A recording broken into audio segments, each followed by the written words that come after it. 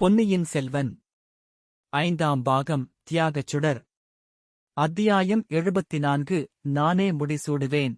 வந்தியத்தேவன் கடைசியாக கூறினான், இளவரசே, ஒரே ஒரு மனிதர் மனசு வைத்தால் உண்மையில் என்ன நடந்தது என்பதைச் சொல்லி என்னை குற்றமற்றவன் ஆக்கலாம்.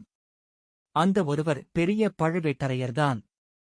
கடம்பூர் மாளிகையில் யாழ் களஞ்சியத்தில் ஒளிந்திருந்த என்னை திடீரென்று கழுத்தை பிடித்து இறுக்கிக் கீழே தள்ளி மூர்ச்சை அடைந்து விழச் செய்தவர் அந்த வீரப் பெருமகனாராகவே இருக்க வேண்டும் என்று ஊகிக்கிறேன்.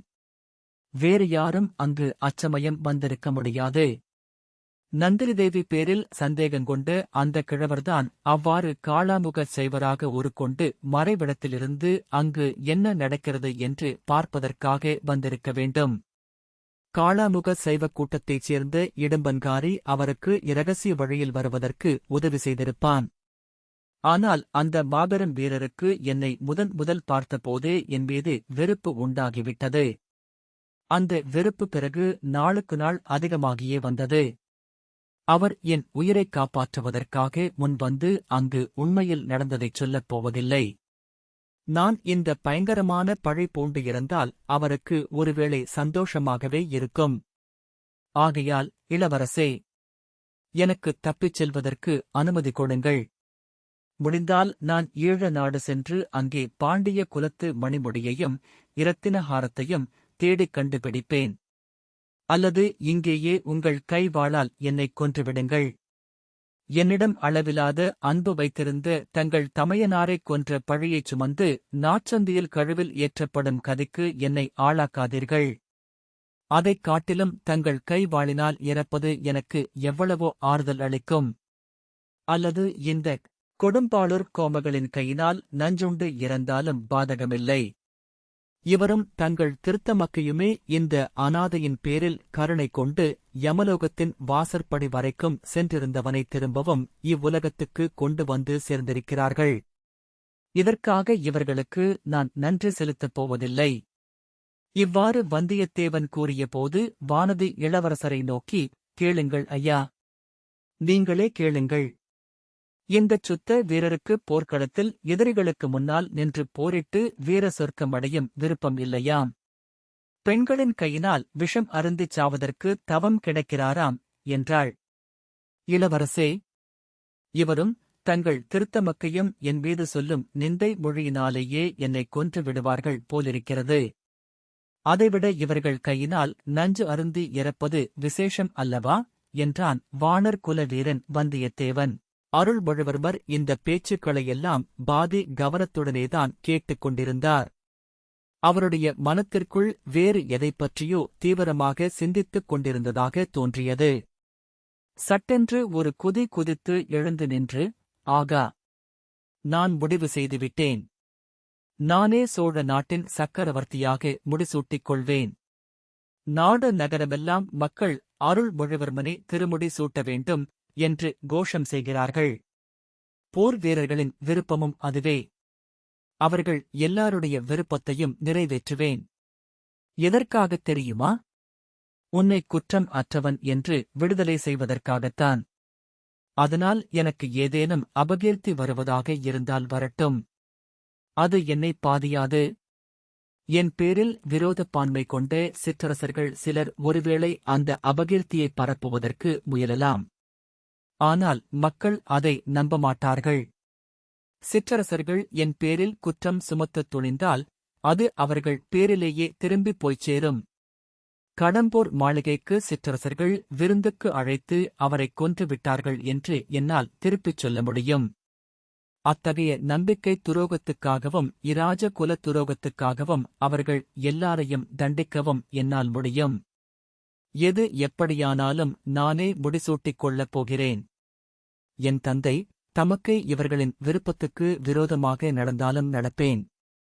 ஆனால் உனக்கு எந்தவித தீங்கும் நேருவதை என்னால் பார்த்துக் கொண்டு பொறுத்திருக்க முடியாது என்றார்.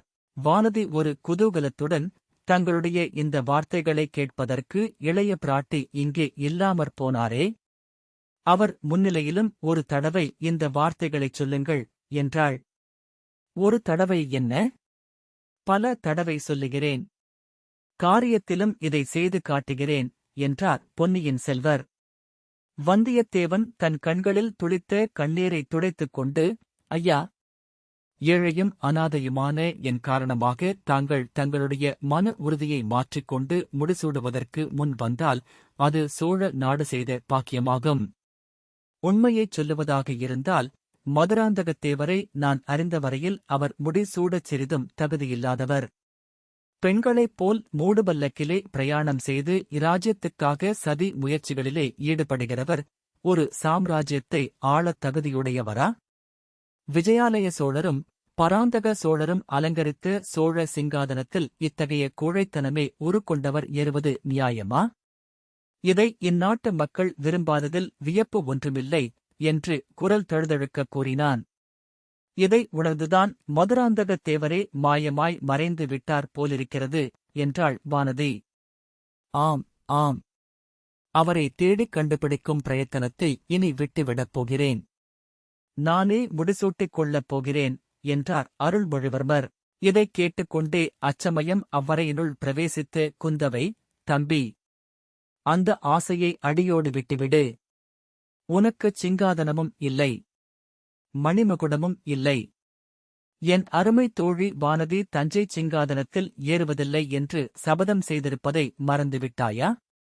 அவள் இல்லாமல் வேறொரு பெண்ணை உன் அருகில் வைத்துக்கொண்டு நீ முடிசூட்டிக் கொள்வதை நான் ஒருநாளும் என் கண்களால் பார்த்துக் கொண்டிருக்க முடியாது என்றாள். அக்கா, அந்தச் சமயத்தில் மட்டும் தாங்கள் தங்களுடைய கண்களை மூடிக்கொண்டால் போகிறது. நான் வேண்டுமானாலும் தங்கள் கண்களை அச்சமயம் பொத்தி உதவுகிறேன் என்றாள் வானதி. பொன்னியின் செல்வர் குந்தவையை பார்த்து, சகோதரி, தங்கள் தோழியின் சபதத்துக்காக சோழ ராஜ்யம் அரசன் இல்லாமலே நடக்க முடியுமா? நம் தந்தையோ இராஜ்ய பாரத்தை இறக்கி வைத்துவிட்டு காஞ்சிக்குப் போக வேண்டுமென்று பிடிவாதம் பிடிக்கிறார். மதுராந்தகத்தேவரோ மாயமாக மறைந்துவிட்டார். வேறு வழிதான் என்ன? எப்படியும் நான் முடிசூட்டிக் கொள்ளாமல் தீராது போலிருக்கிறதே. இராஜ்ய உரிமை பற்றி நாடெங்கும் ஒரே கொந்தளிப்பாக இருப்பது தங்களுக்கு தெரியாததல்லவே? இந்த கொந்தளிப்பை எத்தனை காலம் விட்டு வைக்க முடியும் என்றார். தம்பி, ஒரு சந்தோஷமான சமாசாரம். அதைத் தெரிவிப்பதற்குத்தான் நான் விரைந்து ஓடி வந்தேன். மறைந்திருந்து மதுராந்தகத்தேவர் வெளிப்பட்டுவிட்டார். சோழ குலத்து முன்னோர்கள் செய்த தவம் வீண் போகவில்லை. இராஜ்யம் என்ன ஆகுமோ என்று நீ கவலைப்பட வேண்டியதில்லை. அவர் வேண்டாம் என்று சொன்னாலும் நாம் பிடிவாதம் பிடித்து அவருக்கு மகுடாபிஷேகம் செய்து வைக்க வேண்டும் என்றார் இளைய பிராட்டி. அவருடைய உற்சாகம் மற்ற மூவருக்கும் சிறிது வியப்பை அளித்தது. சில நாட்களாகவே குந்தவை பிராட்டி மதுராந்தகருக்கு முடிசூட்டுவதற்கு சாதகமாயிருந்தது உண்மைதான். ஆனால் அதில் அவர் இவ்வளவு உற்சாகம் உடையவர் என்று இதுவரையில் காட்டிக்கொள்ளவில்லை. பொன்னியின் செல்வர் அது சம்பந்தமான தம் வியப்பை அடக்கிக் கொண்டு, தேவி, அவர் எங்கே மறைந்திருந்தார்? எதற்காக? எப்படி வெளிப்பட்டார் என்று கேட்டார். நமக்கு அருகிலேயே அவர் இருந்து வந்தும் நம்மாலேதான் கண்டுகொள்ள முடியாமல் போயிற்று. தம்பி, செம்பியன் மாதேவியின் திருவயிற்றில் உதித்தவர்தான் சோழ சிங்காதனத்தில் ஏறத் தகுந்தவர். உன் சித்தப்பாவுக்குத்தான் இந்த ராஜ்யம் நியாயமாக உரியது. நீ மகுடம் புனையலாம் என்ற எண்ணத்தை அடியோடு விட்டுவிடு. ஓர் அதிசயத்தைக் கேள். தம்பி, 4 நாளைக்கு முன்னால் நம் சித்தப்பாவுக்கு ஒரு பெரிய கண்டம் வந்தது. கொலைகாரன் ஒருவன் அவர் மீது குத்தீட்டியை வீசி எரியக் குறிப்பார்த்தான். அதை அவன் இருந்திருந்தால் மதுராந்தகத்தேவரின் உயிர் போயிருக்கும். சோழ குலத்தில் இன்னொரு அகால மரணம் ஏற்பட்டிருக்கும். அப்படி நேராமல் தடுத்த வீராதி வீரர் யார் தெரியுமா? தம் உயிரைக் கொடுக்கத் துணிந்து நம் சித்தப்பாவை காப்பாற்றியவர் யார் தெரியுமா என்று கூறிக்கொண்டே இளைய பிராட்டி தம் விசாலமான கண்களை வந்தியத்தேவன் பேரில் திரும்பினார். அந்தக் கண்களில் ததும்பிய அன்பும் ஆர்வமும் நன்றியும் நன்மதிப்பும் ஆதரவும் அனுதாபமும் வந்தியத்தேவரது நெஞ்சின் அடிவாரம் வரையில் சென்று அவனை திக்குமுக்காடச் செய்தன. பொன்னியின் செல்வரோ வியப்புக் கடலில் ஆழ்ந்தவராக, இது என்ன அக்கா? எனக்குப் புரியவில்லையே. என் தோழனும் இது பற்றி எனக்குச் சொல்லவில்லையே என்றார். அவர் சொல்லியிருக்க மாட்டார், ஏனெனில் அவர் செய்த காரியத்தின் பெருமையை அவரே உணர்ந்திருக்க மாட்டார். சோழகுலம் அவருக்கு எவ்வளவு கடமைப்பட்டிருக்கிறது என்று அவருக்கே தெரியாது. அக்கா, புதிர் போடுவது போல் பேசுகிறீர்கள். எல்லாம் ஒரே மர்மமாயிருக்கிறதே. எங்களை வீண் திகைப்புக்கு உள்ளாக்காமல் விளக்கமாகச் சொன்னால் நல்லது. இந்த வாணர் குல வீரர் மதுராந்தகரை எப்படி, எங்கே, எந்தவித அபாயத்திலிருந்து காப்பாற்றினார்? மதுராந்தகத்தேவர் இப்போது எங்கே என்று இளவரசர் கேட்டார். பொன்னியின் செல்வ, இதோ இன்னும் சில வினாடி பொழுதில் அவரே இங்கு வந்து விடுவார். நீ இங்கே வந்திருக்கிறாய் என்பது தெரிந்து இவ்விடம் அழைத்து வரச் சொல்லியிருக்கிறேன். அவர் வாய்மொழியாகவே கேட்டுத் தெரிந்து கொள். அல்லது எல்லாவற்றையும் கண்ணால் பார்த்து பூங்குழலியிடம் கேட்டுத் தெரிந்து கொள். இதோ அவர்கள் வருகிறார்கள் போலிருக்கிறது. ஆம், அச்சமயம் அறைக்கு வெளியில் காலடி சத்தம் கேட்டது. சற்று நேரத்துக்கெல்லாம் 4 பேர் உள்ளே வந்தார்கள். முதன் மந்திரி அநிருத்தர், ஆழ்வார்க்கடியான், பூங்குழலி, சேந்தன் அமுதன் ஆகியவர்கள் வந்தார்கள். சேந்தன் அமுதன் மட்டும் வழக்கத்துக்கு மாறாக விசித்திரமாக உடை அணிந்திருந்தான். தலையில் இளவரசு கிரீடம் அணிந்து பட்டு பீதாம்பரமும் அரச குலத்துக்குரிய ஆபரணங்களும் புரிந்திருந்தான். அறைக்குள் வந்த கோஷ்டியினரை உள்ளே இருந்தவர்கள் சிறிது வியப்புடன் பார்த்தார்கள். சகோதரி, மதுராந்தகர் வருவார் என்றல்லவோ சொன்னீர்கள்? அவரைக் காணோமே என்றார் அருள்மொழி. தம்பி, இதோ உன் முன்னால் இளவரசு கிரீடம் அணிந்து நிற்கிறாரே, இவர்தான் செம்பியன் மாதேவியின் திருவயிற்றில் உதித்த சிவஞான கண்டராதித்தரின் புதல்வர். இவர்தான் நமக்கெல்லாம் சித்தப்பன் முறை பூண்ட சிவபக்திச் செல்வர். இத்தனை காலமும் சேந்தன் அமுதன் என்ற பெயருடன் அஜ்ஞாத வாசம் செய்து வந்தார். சோழர் குலம் செய்த பாக்கியத்தினால் இன்றைக்கு வெளிப்பட்டு வந்தார். இவரைத்தான் 4 நாளைக்கு முன்னால் கொடியோன் ஒருவன் ஈட்டியினால் குத்திக் கொல்ல முயன்றான். அதைத் தடுத்து இந்த வாணர் குல வீரர் சோழ குலத்துக்கு இணையில்லாத உதவி புரிந்தார். நமது முதன் மந்திரியின் சீடரான இந்த வீர வைஷ்ணவர் இவர் சைவர் என்பதையும் பொருட்படுத்தாமல் இவரை கோட்டைக்குள் கொண்டு வந்து சேர்த்தார்.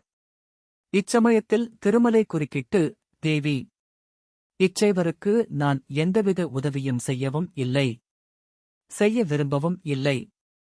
வல்லத்து இளவரசரை பல்லக்கில் கொண்டு வருவது சாத்தியமாகும் பொருட்டு இவருக்கு மாறுவேடம் புனைந்து யானையில் ஏற்றி வந்தேன் என்றான். குந்தவை, ஆம் ஆம், திருமலை நம்பி 2 வகையில் பேருதவி புரிந்திருக்கிறார். மதுராந்தக தேவருக்கு இளவரசு கிரீடம் அணிவித்து யானை மீது ஏற்றிக் கொண்டு வந்தபோது உண்மையிலேயே இந்த நாட்டின் சிங்காதனத்துக்குரியவரை அழைத்து வருகிறோம் என்று தெரிந்திராது. அல்லது தெரிந்துதான் செய்தாரோ, அதை நான் அறியேன். எப்படியேனும் இருக்கட்டும். தம்பி, இத்தனை காலமும் மதுராந்தகத்தேவர் என்று நாம் எல்லோரும் எண்ணியிருந்தவர் உண்மையில் மதுராந்தகத்தேவர் அல்ல. இவர்தான் சோழ குலத்தின் தவப்பயனாக மூத்த எம்பிராட்டியின் வயிற்றில் உதித்தவர். நாம் அறிய முடியாத இறைவன் திருவிளையாடல் இவரை இத்தனை காலமும் குடிசையில் வாழ்ந்திருக்கச் செய்தது. ஆயினும் சோழர் தொல்குடியில் பிறந்ததனால் வந்த குணாதிசயங்கள் இவரிடம் குடிகொண்டிருந்ததை நாம் எல்லோரும் ஒவ்வொரு சமயம் பார்த்து வியந்திருக்கிறோம். முன்னொரு சமயம் இவர் இந்த வாணர் குலத்து வீரரை தப்ப உன்னை இவரும் பூங்குழலியும் கோடிக்கரையிலிருந்து நாகப்பட்டினம் வரையில் கொண்டு போய் சேர்த்ததைத்தான் மறக்க முடியுமா? இவர்தான் உண்மையில் நம் சித்தப்பா என்பதை இன்று செம்பியன் மாதேவியின் வாய்மொழியாகவும் அறிந்தோம். இவரும் ஒப்புக்கொண்டார். தம்பி, இந்த புண்ணிய தினத்தில் இவரை நம் அரண்மனைக்கு வரவேற்கிறேன். இல்லை இல்லை, இவருடைய சொந்த அரண்மனைக்கு வரவேற்கிறேன். இத்தனை காலமும் நம்மை விட்டு பிரிந்து வாழ்ந்தவரை இன்று நம் குடும்பத்தோடு ஒன்று சேர்ந்துவிடும்படி அழைக்கிறேன். இத்தனை நாளும் பிரிந்திருந்தவர் நம்மோடு வந்து சேர்ந்த வைபவத்தை எவ்வளவோ விமரிசையாகக் கொண்டாட வேண்டும். அதற்குத் தகுதியான காலம் இதுவன்று. இந்தச் செய்தியை எவ்வளவு தூரம் வெளியில் தெரியாமல் நமக்குள் வைத்துக் கொள்கிறோமோ அவ்வளவுக்கு நல்லது. ஆகையால் நமக்குள்ளேயே இந்த வைபவத்தை நடத்திக் கொள்ளலாம். சித்தப்பா, இப்படி வாருங்கள். நெடுநாளைய பிரிவுக்குப் பின்னர் இன்று சோழர் குலத்தில் வந்து சேர்ந்ததற்காக எங்கள் மகிழ்ச்சியை வேறு விதத்தில் தெரிவித்துக் கொள்ள முடியவில்லை. என் அருமை சகோதரர்கள் வெளியூர்களுக்குப் போகும்போதும் சரி, திரும்பி வரும்போதும் சரி, அவர்கள் நெற்றியில் நான் திருநீறு பூசிக் குங்குமத்திலகம் இடுவது வழக்கம். அதுபோலவே இன்று திரும்பி வந்து சேர்ந்த தங்கள் நெற்றியில் திருநீரும் குங்குமமும் இடுகிறேன். இவ்விதம் கூறிவிட்டு இளைய பிராட்டி குந்தவை தேவி சேந்தன் அமுதன் என்று இத்தனை காலமும் பெயர் வழங்கிய மதுராந்தகன் நெற்றியில் திருநீரும் குங்குமமும் இட்டார். அப்போது முதன் மந்திரி அநிருத்தர் சோழர் குலத் தோன்றல் இளங்கோ மதுராந்தகத்தேவர் நீடூழி வாழ்க என்று ஆசி கூறினார். வாழ்க வாழ்க என்று ஆழ்வார்க்கடியான் நம்பி எதிரொலி செய்தான். குந்தவை முதலில் பேச ஆரம்பித்தபோது அருள்மொழிவர்மர் உள்ளத்தில் வியப்புத்தான் அதிகமாக இருந்தது. அதில் சிறிது சந்தேகமும் கலந்திருந்தது.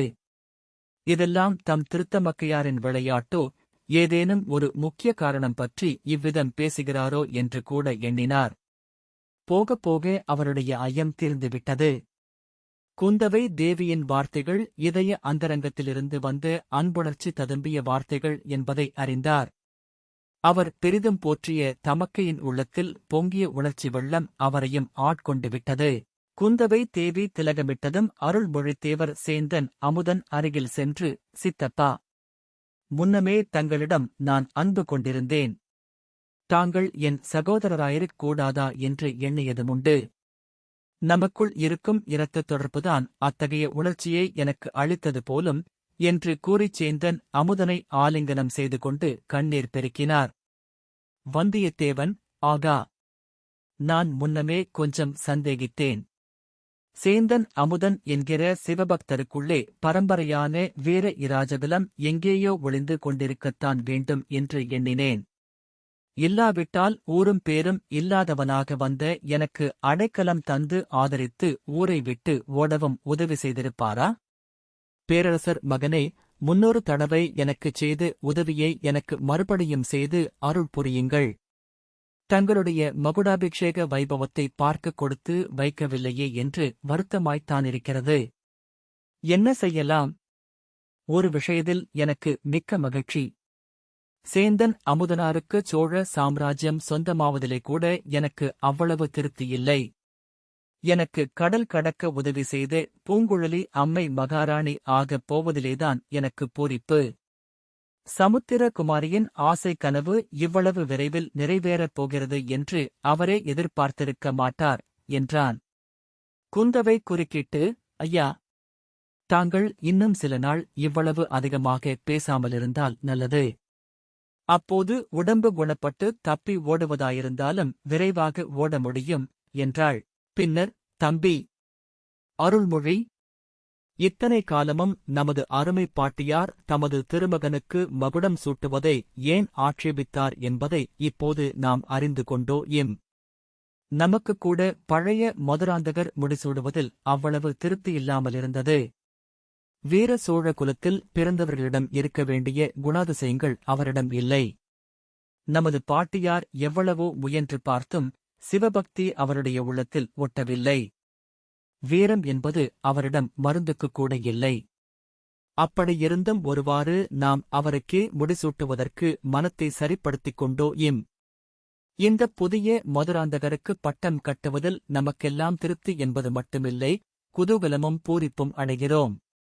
உன்னையும் வல்லத்து இளவரசரையும் நடுக்கடலில் மூழ்காமல் கரையேற்றிக் காப்பாற்றிய பூங்குழலி சிங்காதனம் ஏறுவதைப் பார்க்கவும் எனக்கு ஆசையாக இருக்கிறது. அதற்கு வேண்டிய ஏற்பாடுகளை நம் முதன் மந்திரி உடனே செய்ய வேண்டும் என்றாள். தேவி, பெரிய பழுவேட்டரையர் மனசு வைத்து கடம்பூர் மாளிகையிலே என்ன நடந்தது என்பதைச் சொல்ல வேண்டும். பழைய மதுராந்தகத்தேவர் என்ன ஆனார் என்பது தெரிய வேண்டும்.